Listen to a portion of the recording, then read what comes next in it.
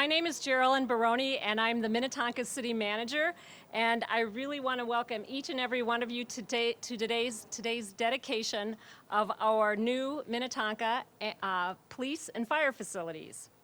We gather today for a short program and brief comments by Mayor Brad Weirsome, Police Chief Scott Bourbon, and Fire Chief John Vance. That will follow with a series of photos, and we're going to try and stage that. We do have multiple groups that we want to take photos of, so when we get through with our brief comments, then we'll give you some instructions, because we have some photos that we will take here. We'll have a fire coupling over here and a police ribbon cutting over here, and then some ribbon cutting here as well. So anyway, we'll try and orchestrate it so there's not too much confusion and we keep everything moving. So after that, we will have a short reception after the ceremony, and if you haven't yet taken a tour of the facilities, then we have staff who are available afterwards to have you walk through and check everything out. So it is not every day, especially these days, that we can come together in celebration. It's gratifying to see your faces and to recognize that all of you, each of you, what you have done to make this day a reality. I especially want to say hello to those of you who begin and end your day in uniform, our firefighters and our police officers. You serve the people of our community every day, day and night. Welcome back to our campus. And I know for our paid-on-call firefighters, it's going to be a little bit longer, but for our full-time staff, they are here already. So we welcome all of you. Even though you've been on duty, no matter where you've been stationed and the close quarters that you've had to put up with. Today has truly been a long time in coming. We knew this would be a challenging project when we broke ground 548 days ago. Now that's less than 2 years, but we've been planning this for 5 years. It goes back that long. I don't think any of us realized quite how challenging this might be. When we stood back here for our groundbreaking in March of 2020, we were just beginning to understand words like pandemic and social distancing. Now there is the added uncertainty of a historic drought and other impacts of climate change, and we are called upon to build a more inclusive society. These are the challenges of this time. When the people of Minnetonka call 911, no matter their emergency, nor the weather, you respond. We do not see or experience every call you help or you receive. But please know your work does not go unnoticed here at City Hall or across our community. I'm professionally and personally grateful to all of you. It is my hope that this new facility will express our deepest appreciation for your sacrifice and service. We know these new buildings will make you even better first responders. Chief Bourbon and Chief Vance will help explain how in just a moment. But I also want to acknowledge the other faces in this crowd. You are leaders in this community, elected and appointed, past and present, who help turn ideas and a vision into the facility you see before you. As I mentioned, we started this project 5 years ago, and so there are many people to acknowledge. First, I want to acknowledge our current city council members, and I ask you can just do a wave so people know you're here. Mayor Brad Weirsome, council members Deb Calvert, Susan Carter, Brian Kirk, Rebecca Shack, Bradley Sheppy, and Kizzy Coakley. Thank you to all of them.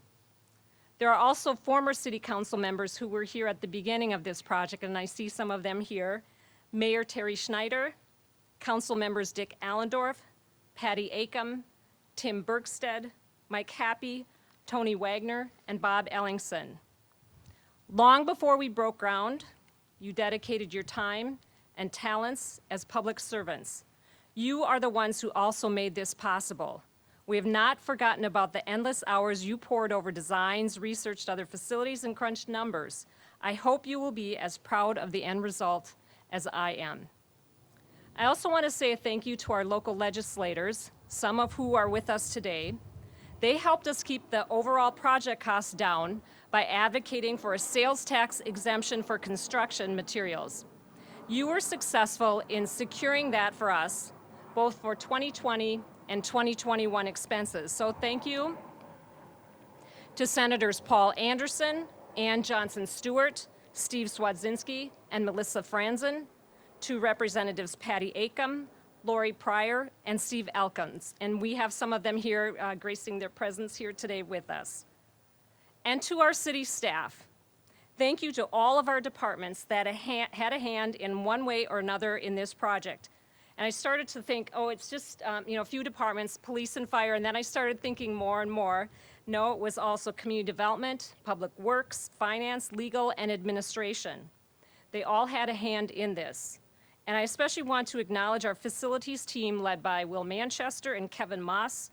Perry Vetter's here today too, and he definitely had a hand in this, our former assistant city manager early on in the project, so great to see him here today. And also our IT services led by Patty Latham. Thank you for a job well done. Once you're in the midst of a project like this, you truly understand all that is required of everyone here at the city. As your city manager, I just want to say how very proud I am of the extra time and dedication you gave to help us cross this important finish line, and also the collaboration. The collaboration is incredible, and I especially appreciate the collaboration between police and fire. Historically, that has not always been the case here in this community, and when you see this facility, and especially the shared spaces, you know that that collaboration is alive and well. We would be very remiss in not thanking our consultants who were our partners along the way. From Wold Architects and Engineering, John, Paige, and Jake, and from Kraus Anderson, Jason, Dale, and Jesse. They kept this project humming along with patience and grace during some very challenging times, so thank you. Finally, I want to acknowledge the land on which we stand. 14600 Minnetonka Boulevard, and you guys also have a different number. What is it, 14550? 500. This is an important place in the relatively short history of Minnetonka as a township, a village, and a city, now a city. Long before any of that, this place was shaped by Native Americans or indigenous people. We will continue to celebrate and recognize the diverse background of the people and cultures who help shape our Minnetonka community. So thank you all. I'm really proud to be a part of this moment. I think many of you know at the end of next week I retire after 27 years with the city of Minnetonka, and this is just one of the biggest highlights of my time here. I'm just really proud of all that you have done to make this happen and to be a facility that our police and fire can continue to deliver wonderful services to our community. So with that, I'm going to introduce Mayor Brad Weirsome, who has a few comments to make. Mayor.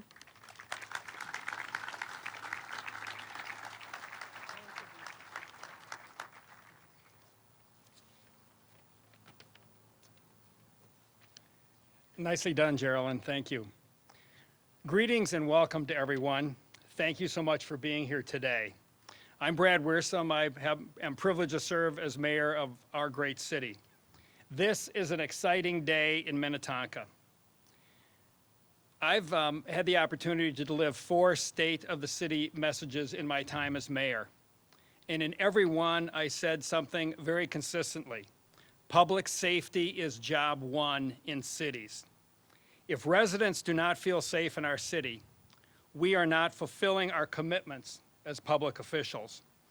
It is essential that all residents, all visitors, all workers feel safe in our city. This new state-of-the-art police and fire facility is an investment in our residents, in our community, and in our public safety personnel. This $30 million investment is a reflection of the commitment we have for the safety and well-being of all who live, work, and visit Minnetonka. It is also a reflection of the support this city has for those who serve, who put their lives on the line to protect us, protect our businesses and institutions, and our property. To all Minnetonka and Minnesota first responders, I say thank you. This new facility has many innovative features, and I will let others talk about those. To me, the important point is that these buildings will enable Minnetonka Police and Fire to do their jobs better, more quickly, more efficiently, and more safely. It will also help our public safety leaders to recruit and train qualified and competent firefighters and officers so that Minnetonka Fire and Police can operate at peak efficiency well into the future. It is amazing that we are here today. These outstanding buildings were completed in the midst of the COVID-19 pandemic. I want to thank everyone who worked on this project. Kraus Anderson, Wold Architects, our city staff, with a special thank you to our facilities and IT staff. Working through the pandemic involved personal risks, and I thank you for accepting that risk and working safely to do your jobs well. I also have to mention just a few people. Clearly, Chiefs Vance and Chief Bourbon provided leadership in this project.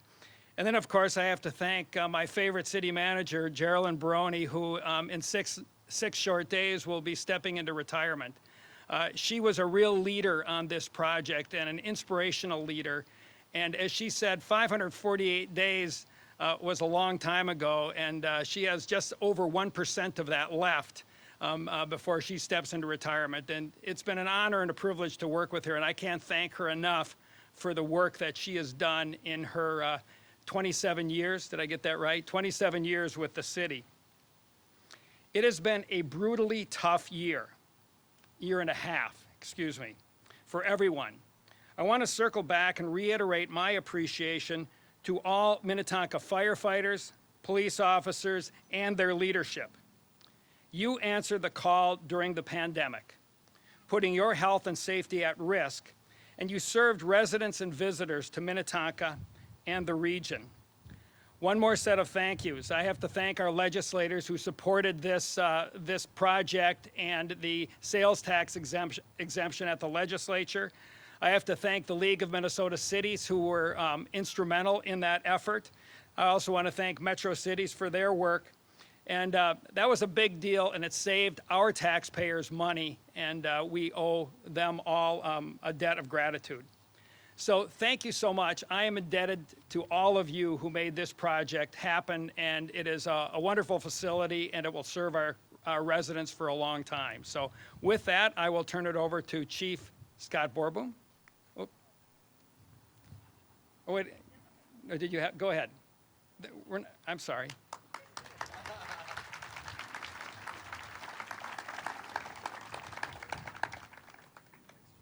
Thank you, Mayor, and good afternoon, everybody. Thank you for joining us on this special day. As mentioned, my name is Scott Bourbon. I'm the police chief here in Minnetonka, and I've had the privilege to have this position since 2016 when we started on this project. But before that, our building that was here before it was replaced was built in 1989, and it has served us very well. In fact, if you would have been in our building 2 years ago, it didn't appear that it was a 30-plus-year-old building. It was kept up. It looked as it should. And then when I actually came in for an interview for a job in 1997, I was actually pretty impressed because at the time, this building was known as a state-of-the-art facility. It had everything that the current facilities have at that time. And then in 2016, when I was promoted to chief, I had the opportunity to work on this project. Even though we started this even before 2016, we started to look at our space and look at our needs. And so given the opportunity, for me, it was very rewarding, and to see it come to an end today is equally important. Some things that really were our focus of attention, and if you have a chance to have a tour, you'll see some things that I'll point out here. One is our changing workforce. In 1989, we had 44 officers. Today, we have 58. Our population in 1989 was around 43,000, and today I think we're roughly around 54,000. And so as you can see, our workforce has changed, We're more diverse. We have more women in our workforce. And one of the most important things was making sure we have adequate locker space for everybody that came to work. And you'll see that if you do a tour. Secondly is the protection of our assets. 30 years ago, our cars were equipped with pen and paper. Today, if you have a chance to look at our cars, they have very expensive computer systems, camera systems, oxygen, things that are very sensitive to temperature, to sunlight. And so to protect those assets, a focus of our attention was making sure those cars were inside an indoor garage. And besides the equipment, one of the things we always were concerned about is if we get a tornado, hailstorm, or anything that would damage our fleet, we need to make sure our vehicles are able to go out and perform the job that they're supposed to do. So it was really important for us to make sure our vehicles were kept indoors under climate-controlled conditions. And so if you have a chance, you'll certainly be able to see that. Third thing for us is really workflow adjacencies. We had areas that were too large. We had areas that were too big, or too large, too small. And we had evidence collection over the time that we've been in existence. And unfortunately, we can't dispose of evidence. And so we've collected it over the 50 years of our existence, and we kept it in different locations. And so now this building provides us the ability to keep it in one location, making sure it's safe and secure from the elements. Last thing I'd mention is that we do have some shared space for training, for classroom. It allows us to keep our folks in town. Currently, we visit some off-site locations for some of our training, so that shared space here between fire and police will allow us to keep our officers in the city. And also we can bring in some training that we can actually host here. All very, very important things. But the one thing I didn't think about when I was involved in the planning of this building, I'm going to share a little bit about today how I feel about that. Again, these are all very tangible items I'm going to comment on, things that you're going to see throughout the building. But we left here 18 months ago. And shortly after we left, we separated into different places throughout the city. Our patrol division operated out of trailers. Our administration was in individual offices. Our detectives were in another part of the building. We thought it was a field trip. It'd be kind of fun to kind of get away, to kind of have our space. And then COVID, and then the unrest. And 18 months later, what I realized when we moved back into this building, how important it is for all of us to be under one roof. Because being isolated with what was happening around us and the challenges that we faced, when we came together in our building 2 weeks ago, it was amazing to see people that we tried to see them as much as we can, but work is busy, and sometimes you didn't get a chance to see your coworkers. And so being in the same building for police was more important, what I saw in the last 18 months, than I thought about when we started this project. And more importantly is being connected to City Hall and fire as we deal with public safety issues that come before us. For all of us to be on the same campus in these state-of-the-art buildings, doing the work that we need to do to make sure our community is safe, because we don't know what's around the corner, and we know we're still through the pandemic. And so I just think for me, being in one space and being able to work with my partners in the city and fire is something that I didn't think about doing this going into it, but today it's even more emphasizing the work that I do. So I want to thank all of you that were involved in this process. If our building is phenomenal. I still have a few years left to enjoy it, and so hopefully you can take a look at it and enjoy it as well, because it is your home as well. So thank you.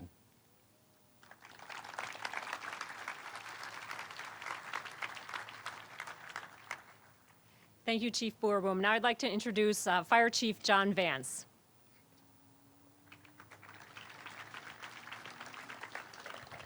Thank you. A lot's been said already about this project, so I'm just going to cover some of that ground. First of all, thank you to our city manager, Geraldine Baroni. If she didn't believe in this project, which we had to give her a lot of details on, if you work with Geraldine, you know that she has that blue energy. So it was a big undertaking just to kind of prove the point. We had a big community engagement process. We promoted this to the community, let them know what the fire station was going to look like, why we needed it, and she was certainly helping to spearhead that, along with our Assistant City Manager, Mike Funk, and our former Assistant City Manager, Perry Vetter, who I'm glad is here today. They helped with that effort with their communication division. So we let the community know what was going on and why we needed it, and we really didn't get a lot of pushback. We had a lot of great support from the community at large. I do want to thank also our mayor and council members, both former members and the ones that are here, and Mayor Schneider, who helped us pick out the site. We had a lot of talk about where this was going to go, and it was very important that the city remained kind of intact here with this campus, that we had fire, police, and city hall all on the same property. That had some challenges, but we were able to meet those challenges and also preserve the beautiful environment that we have here at the City Hall campus. I'd like to thank the command staff, the senior command staff that works with me directly, Deputy Chief Kevin Fox, Assistant Chief Luke Burscheit, Assistant Chief Jim Flanders, and of course Pam Rapp, who runs our office. Their support during this entire time has been essential to getting this project done. And all of our firefighters and officers. So we've had to ask our firefighters to be very flexible during this period of time. We've moved to our satellite stations, and that's how we've been operating for the last 18 or so months. And they haven't complained at all. I think they're ready for their camping trip to be over, but they've really been great and flexible. And for the retirees, we stand on your shoulders. We are here because of what you guys did for us in the past, and we hope to continue to make you proud. This building over here served the community since 1974. When it was built, we were only going on 300 calls a year. We had 40 firefighters, and we were a volunteer fire department. Nobody stayed here 24 hours a day. Now we're staffing 24 hours a day. We're moving to more career positions as time goes on, and certainly the needs in the community have changed since 1974 as well. We have a diverse workforce. We have a lot of female firefighters, and it was important to us that we have a gender-neutral facility. So whether you're looking at our locker rooms or restrooms and individual dorm rooms, it accommodates everybody, and it is very fair and equitable in that way too. A couple other people I just want to thank too, our Public Works Director, Will Manchester, and Facilities Manager, Kevin Moss. They were believers in this project and really made a lot of things happen along with our communications and IT divisions. And when you look through and you see how much infrastructure we have here electronically, when the station fully opens, we're going to have the first automated dispatch system in Hennepin County. So that means the computer-aided dispatch system is going to speak directly to the fire station and give the calls before a human even has to intervene in that and put it over the air. So that's going to slice off crucial seconds on our response times, and it's a lot of infrastructure to do that. So IT certainly helped make that happen.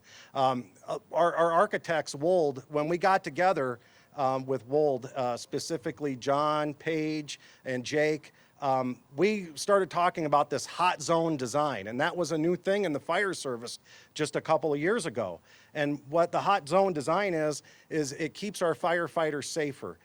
When I started as a firefighter, like some of you, it was a badge of honor to have dirty gear and to have dirty uniforms. And that is no longer a badge of honor because we understand that dirt that we're carrying back with us is also cancer causing. So in this new facility, what we tasked Wold with was coming up with a design that doesn't bring that dirty gear and the products of combustion back into the living quarters and back into our workspaces. And it also gives us an area that we can decontaminate all of our gear and ourselves before we go back into those living areas. And you'll see, unfortunately, the station is not 100% done today, and you're not going to be able to see really the bays, but the bays have a huge decontamination area along with a separate laundry facility for our turnout gear and other things that we're bringing back from fires. And then over on the living side of the station, we have regular residential laundry that we'll be able to clean our uniforms, bedding, and that kind of thing. So we're keeping all of that separate, and that's really important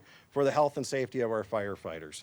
I again want to thank the police chief. Chief Bourbon and Chief Sabinaler were critical in this project. We couldn't have done it without our police partners. We are very fortunate in the city to have a great law enforcement partner with the Minnetonka Police Department, and getting together with them and brainstorming this and got us to where we are today. So I really want to thank the police department for all they did to collaborate in this, because they've got a great space now too. And the building that served the fire department for so many years will go on serving the police department for years to come. So the facility is not only going to serve the residents and visitors of our cities for decades to come, it's also a testament, the mayor said it earlier, how this city feels about our responders. The health and safety features coupled with a welcoming environment for visitors and those who will work here will allow us to function professionally, effectively, and safely for years to come. Thank you very much for being here. We appreciate it.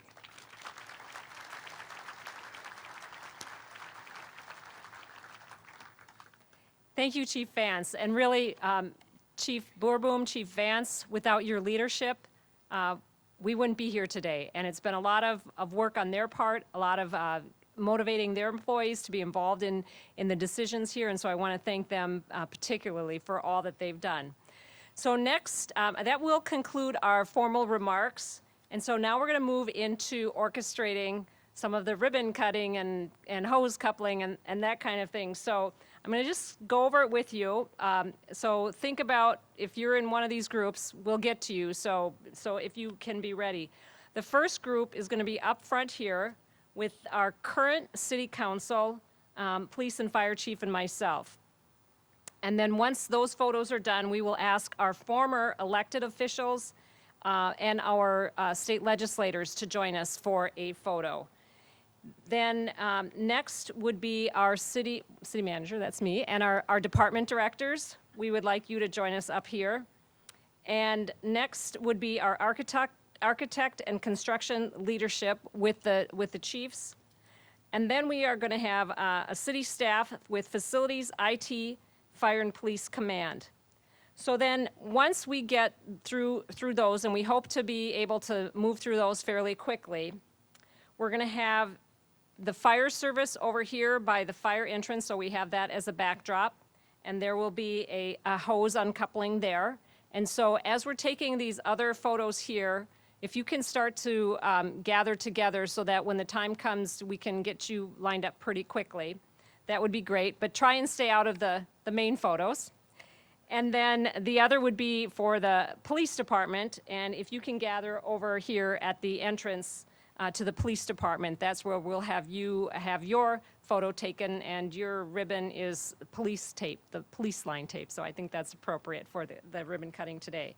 So Jeff, can we, I don't know what's going to happen. Are we moving the podium or is it staying here? Okay.